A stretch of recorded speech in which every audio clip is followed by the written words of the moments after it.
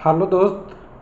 RRB या RRC कहें, group D या रेलवे कहें ग्रुप डी, कटअप का अनुमान हमने लगाया था। तो कुछ लोग कह रहे थे कि घर का एड्रेस दे दो, हम ढूंढने आएंगे अगर कटअप तुम्हारा फेल हुआ तो।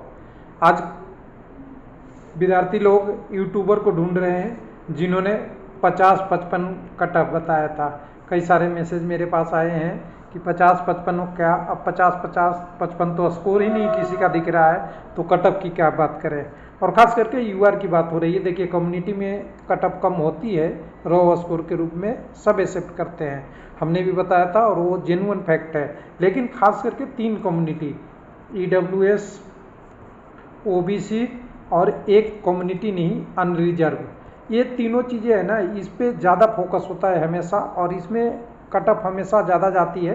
और यूआर का इस बार क्या, जितने वीडियो मैंने बनाया था, जितना आपको पीडीएफ बना के बताया था, समझाया था, वेबसाइट पे डाला था ई बुक के रूप में, उसमें क्या मैंने बताया था कि यूआर हमेशा टॉपर जाता है और इस बार टॉपर बहुत बनने वाले हैं, जितने शिफ्ट हैं उतने।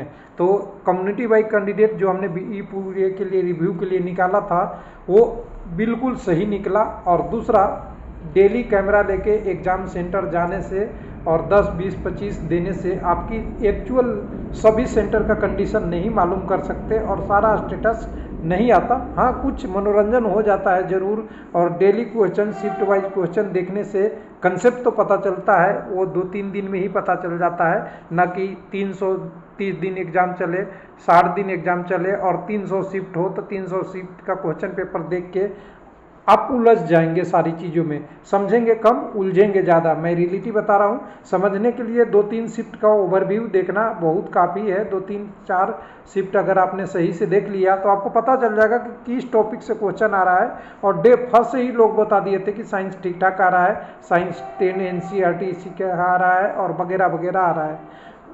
आईटीआई के बारे में हमने भी बात किया था कि आईटीआई वाले का इस बार एज है, और देखिए लोगों का कमाल। अब तो 60 से नीचे स्कोर देखने के लिए भी मेहनत करनी पड़ रही है, खास करके यूआर, ओबीसी में। ईडब्ल्यूएस में तो कुछ दिख भी रहे कई जगह, लेकिन यूआर और ओबीसी में 60 से नीचे देखने में हमें अपनी भी 60 से नीचे स्कोर किसी कैंडिडेट की रह रही है तो डर लग रहा है कि मेरा क्या होगा। और पहले लोग कह रहे थे कि 55 से 60 में तो यूआर का सिलेक्शन हो जाएगा और कम्युनिटी का तो इससे नीचे की ही बात थी। तो सारा चीज़ें फेल होते जा रहा है, विद्यार्थी एक सबको ढूंढते जा रहे हैं कहाँ कौन छुपा है। तो चलिए मैं अपना एड्रेस बताऊं, ट्रेन की आवाज़ सुनाई दे रही होगी, आ जाइए, जहाँ भी आइएगा मिल जाएंगे। अब बात करते हैं हम अपनी कटअप की, जो हमारी कटअप थी उसके बारे में। तो देखिए यहाँ पे रिव्यू आ गया है, सब लोगों को कैंडिडेट का रिस्पॉन्स शीट भी आ गया है। मैंने भी गूगल शीट पे डाल दिया है, करीब करीब 250 के आसपास रिस्पॉन्स आ गए हैं, उससे भी देख रहा हूँ। यहाँ पे कैंडिडेट का लॉगिन हो रहा है, कई लोग टेलीग्राम पे भी शेयर कर रहे हैं, विजुअल भी शेयर कर रहे हैं, कुछ लोग तो अपनी डाटा ही एनालिसिस करके भेज रहे हैं। तो अगर किसी, देखिए मैं एक स्टूडेंट और यूट्यूबर भूल जाता हूँ, मुझे नहीं पता कि मैं स्टूडेंट हूँ, यूट्यूबर हूँ, एक आदमी हूँ या नागरिक हूँ, बस इतना कहिए। मैं कहता हूँ कि किसी एग्ज़ाम में 100 में से कोई भी कैंडिडेट अगर 80% टच कर जाता है, उस एग्ज़ाम को ज़बरदस्त टफ नहीं कह सकते। उस एग्ज़ाम को कह सकते हैं कि कुछ अच्छे लोग कर सकते हैं इस एग्ज़ाम को। किसी भी शिफ्ट में 50% से नीचे आने लगे लोगों का अटेम्प्ट, तब कहते हैं कि ये पेपर बहुत डिफ़िकल्ट है, यानी हार्ड टू हार्डेस्ट है, इससे ज़्यादा डिफ़िकल्ट पेपर नहीं आता।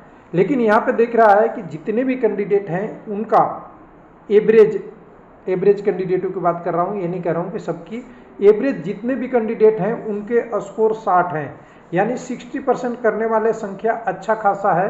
तो पेपर को क्या बोल सकते हैं, ना टफ बोल सकते हैं, ना एकदम बिल्कुल इजी बोल सकते हैं। यानी यहाँ पे इजी ज़बरदस्त टफ वाला कैंडिडेट हो जो कंपटीशन को फाइट करे, ब्रिलियंट हो, ऐसा भी नहीं है, और 60% ला रहा है, यानी स्कोर मीडियम के आसपास क्वेश्चन लेवल है। अब सवाल उठती थी, जितना है तो वह फैलाया गया, जितनी लोगों में डर फैलाया गया कि 25 क्वेश्चन किसके हैं, साइंस के हैं, ये किसी से नहीं होगा। तो देखिए ये जो साइंस था ना, ये आईटीआई का सिलेबस है, मैं बता दूं आईटीआई का ये सिलेबस है। और कोई माने या ना माने, ये आईटीआई वाले कैंडिडेट को बेनिफिट देने के लिए रेलवे ने ये प्लान बनाया था कि ITI को बेनिफिट दिया जाए, जिसका मैंने सेकंड डे ही एग्ज़ाम के सेकंड डे या थर्ड डे में वीडियो बना के बता दिया था कि ITI वाले को रेलवे बेनिफिट दे रहा है और वो साइंस को इस आधार से तैयार कर रहा है जिससे कैंडिडेट को ITI वाले कैंडिडेट सेलेक्ट हो जाए अच्छे खासे। क्योंकि होता क्या है, ग्रुप डी में आपको पता है कि क्वालिफिकेशन की बात होती है, तो 2 बार से रेलवे ट्राई कर रहा है ITI कंपलसरी करने का, लेकिन कुछ लोग और एग्जाम से आते हैं या जो भी है, सब लोगों को जॉब चाहिए, ITI वालों को जॉब चाहिए और बाकी को चाहिए, और जो कैंडिडेट बाकी जगहों पे नहीं मिल पा रहा है उनको भी जॉब चाहिए। मैं तो जॉब का सबका कह रहा हूँ कि गवर्नमेंट को तो बार बार निकालनी चाहिए वैकेंसी, लेकिन रेलवे क्या कर रहा है, पुश करने की कोशिश कर रहा है, जो ITI वाले कैंडिडेट को पुश करे और उसको कंपलसरी करे। लेकिन 2 बार से नोटिफिकेशन में आता है, बाद में हट जाता है, वो बात की बात है, पॉलिटिकल इशू है, उस पर हम विचार नहीं करेंगे। लेकिन पेपर तो RRB के पास बनाना था, उन्होंने तो पेपर बना दिया। तब आप इसको सारे चीज़ों को देखेंगे तो देखिए मेन यही रीज़न हुआ कि जो कारण था, जो कैंडिडेटों का एनालिसिस था कि साइंस मुश्किल आ रहा है, वो शायद समझे नहीं पैटर्न को, और पैटर्न को नहीं समझे तो वो किसको भीड़ को पकड़ते हैं, SSC एग्ज़ाम वाले को और दूसरे एग्ज़ाम को। और इस बार पैटर्न थोड़ा चेंज कर दिया, जिससे आपको एग्ज़ाम में लग रहा था कि जो ओवरव्यू देता या जो वोकल कैंडिडेट थे, वोकल मतलब एग्ज़ाम सेंटर पे जाके बोले, बिना एग्ज़ाम सेंटर भी जाए बोले, वो वाले कैंडिडेट डेली रिव्यू जो दिखा रहे थे उसमें उसी का रिव्यू आ रहा था। एक्चुअल कैंडिडेट जो स्कोर कर रहा था एग्ज़ाम दे के अपने घर पे आके आराम से शांति से बैठा हुआ था, और ये एनालिसिस में दिख रहा था कि इतने कैंडिडेट हैं, इतने कैंडिडेट होने के बाद कैसे कोई कह सकता है कि 55 से 60 के कटअप में UR का सिलेक्शन हो जाएगा। बाकी कम्युनिटी का छोड़ दीजिए, UR की बात कर रहे हैं। तो मैंने कैसे जज किया था उसके बारे में भी बात कर लेंगे और दिखाएंगे आपको वेबसाइट पे। तो इसको हम 1 मिनट पहले हम एक बार लाते हैं वेबसाइट पे। आपको जज करने के लिए हमने 2-3 तरीके अपनाया था ग्रुप डी के लिए।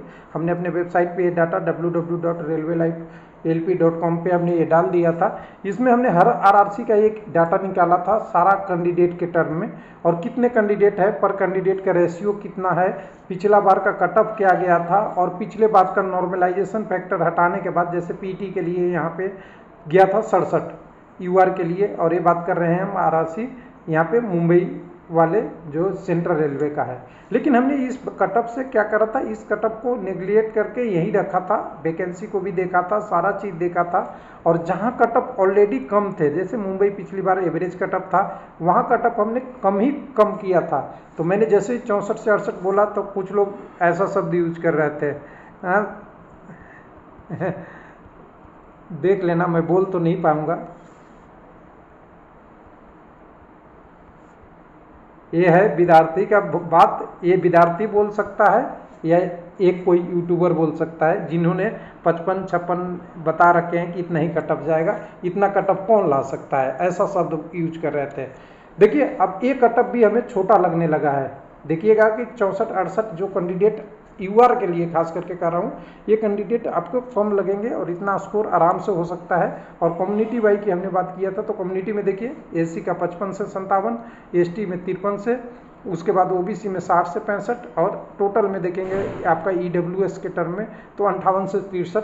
बिल्कुल मुंबई सेंट्रल रेलवे के लिए आज भी सही है। और ये कब बना था, तो जुलाई में मैंने ये पोस्ट किया था, कुछ लोग नहीं माने थे। लेकिन मैंने देखिए एक चीज़ और ध्यान देने वाली बात है कि मैंने ध्यान दिया था कि 67 से 71 पिछली बार हुई थी, किसके बाद, PT के बाद। लेकिन मैंने यहाँ पे नहीं बढ़ाया था ज़्यादा नंबर, 68 से मात्र 70, 2 नंबर बढ़ाया था, जबकि पिछली बार 5-6 नंबर बढ़े थे। मुझे पता था कि इस बार नॉर्मलाइजेशन का फैक्टर यहाँ कुछ और तरीके से चलेगा, ये डिटेल था। इसी तरह कोई भी RRC के देखिएगा यहाँ पे पढ़ सकते हैं, जैसे बेंगलुरु का है, बेंगलुरु का पिछली बार चला गया था, जो PT का कटअप था 62 था, मैंने 65 से 70 रखा। लोगों ने कहा कि पिछली बार तो वैकेंसी कम ही थी, उससे 2 गुना वैकेंसी भी है, कैंडिडेट भी कम है, ये कटअप जाएगा। तो मैं बोला जाऊंगा और जाएगा। और ये कटअप आप देख लीजिएगा, ये कटअप 60, 62, 63, 64 नंबर, 65 नंबर UR का आ जाएगा PT के लिए। हालांकि नॉर्मलाइजेशन हो करने के बाद कितना बढ़ेगा अभी नहीं बता सकते। उसी तरह सभी RRC का मैंने एक एक करके डिटेल थोड़ा अध्ययन करने के बाद, पिछली बार कोलकाता का 80 कटअप गया था PT के लिए, मैंने 70 के आसपास रखा था।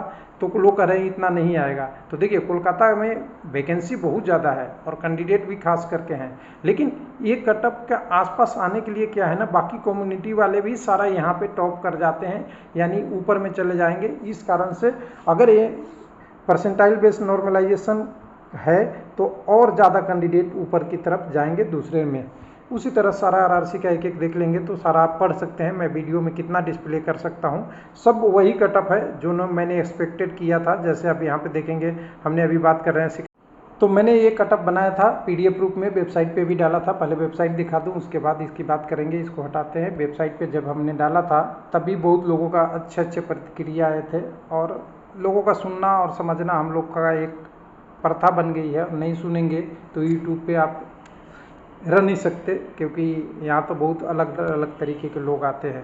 तो यहाँ पे हम अगर आप उसमें जाएं, अगर हमने यहाँ पे लगाया था ई बुक और PDF वाला, इस सेक्शन में जाएंगे तो इसमें नीचे हमें 1 मिनट ओपन कर देते हैं इसे।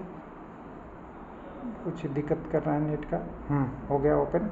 अब ओपन होगा तो नीचे में देखिएगा हमने कितनी मेहनत करके NTPC की डाटा एनालिसिस किया था और कुछ किया था। तो कुछ यूट्यूबर या कुछ भी अलग कहिए, उनका ये डिमांड था कि कटअप बेचा जा रहा है। तो ये कटअप नहीं है दोस्त, ये मेहनत है। और मेहनत किसकी है? कम्युनिटी वाइज कैंडिडेट एनालिसिस का। अगर कम्युनिटी वाइज कैंडिडेट पता हो जाए तो कोई भी कैंडिडेट इसको समझ सकता है। और वो समझाने के लिए मैं यहाँ पे हर आरआरसी का हर कैंडिडेट को समझाना पड़ा मुझे कि ये हमने इस आधार पे ये कटअप बनाया। और इसका फाइनल मैं ये एग्जांपल ले रहा हूँ, ये हमारे पास आरआरसी जबलपुर का है, सभी आरआरसी का बनाया था मैंने। यहाँ पे सक्सेस और रेशियो निकालने के लिए हमने ये निकाला था कि देखिए ये जबलपुर है, तो जबलपुर में 35 कैंडिडेट है तो 63 से 67 नंबर आएगा UR में। ये UR की बात किया था, बाकी हम डिटेल एनालिसिस ऑलरेडी कर चुके हैं। SC का 36 कैंडिडेट है, 53-56 नंबर कैसे नहीं आएगा। 23 कैंडिडेट बच रहे हैं एब्सोल्यूट में आपके सब कुछ होने के बाद। ST में तो क्या 52-55 भी नहीं आएंगे। और OBC में अगर 20 कैंडिडेट हैं तो 60 से 64, बाकी OBC के कैंडिडेट UR में चले गए। उसके बाद EWS में 7 हैं तो 57 से 68 61 नहीं आएगा। तो लोगों का रिएक्शन क्या था? हमारे दोस्त प्यारे समझाने वाले का एक रिएक्शन था कि इतना कटअप कौन लाएगा, और कौन के बारे में बता ही दिया मैंने। तो यहाँ पे आप देख लीजिए ये कटअप भी हमें आज क्या लग रहा है, बौना। और जब आंसर की नहीं आया था तो लोग कहते थे इतना नंबर कौन लाएगा, और ये कटअप भी लगभग आज के डेट में सही होता हुआ दिख रहा है। हालांकि मैं एक्सेप्ट हमेशा ऑलवेज करता हूँ कि कटअप आप जब बनाते हैं तो 60 से 80% तक आप सही हो सकते हैं। 100% तो सही हो ही नहीं सकते किसी भी कंडीशन में। जैसा कि कुछ लोग हैं कि बस यही रहेगा कटअप, ऐसा नहीं हो सकता, क्योंकि आप 70 से 80% अनुमान लगा सकते हैं। बाकी तो डाटा में थोड़ा बहुत 1 नंबर 2 नंबर 4 नंबर इधर उधर वेरिएशन होगा, और किसी आरआरसी में ऐसा भी होगा कि बहुत ज़्यादा वेरिएशन हो जाएगा। थैंक यू, धन्यवाद।